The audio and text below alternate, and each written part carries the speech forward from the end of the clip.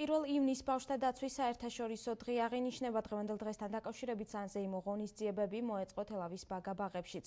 თელავის მერვე ბაგა-ბაღში ქალაქ თელავის მერმა პლატონ კალმახელიძემ და აზერბაიჯანული კომპანიის წარმომადგენლებმა ხელი მოაწერეს ხელშეკრულებას, რომელიც ქალაქის 4 ბაღის სრულ რეაბილიტაციას ითვალისწინებს. ესენია მეორე, მე-6, მე-7 და მე-9 ბაღები.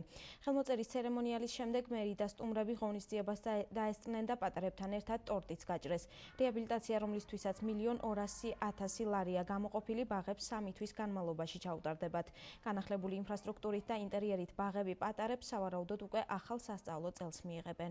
ჩვენთვის ძალიან მნიშვნელოვანია თითოეული ჩვენი ბავშვი, იმიტომ რომ ეს არის ჩვენი მომავალი, რისთვისაც ვიხდით და ვიზრუნავთ. მთავარი საზრუნავი მიზანი და ობიექტი. შესაბამისად, ჩვენ თელავის ხელმძღვანელობამ და მთავრობამ, საქართველოს მთავრობამ გადავწყვეტეთ, რომ გავკეთებინა საჩუქარი და დაგვეფინანსებინა 1.200.000 ლარის ფარგლებში 4 ბაღის რეაბილიტაცია თელავში.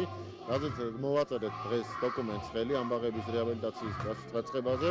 Здесь все демонтаж, монтаж, ремонтная работа есть, да? Ну, где-то 3-месячная работа. За 3 месяца здесь 4 детский сад. Мы думаем, что, дай Бог, нам позволяет, мы все будем сделать.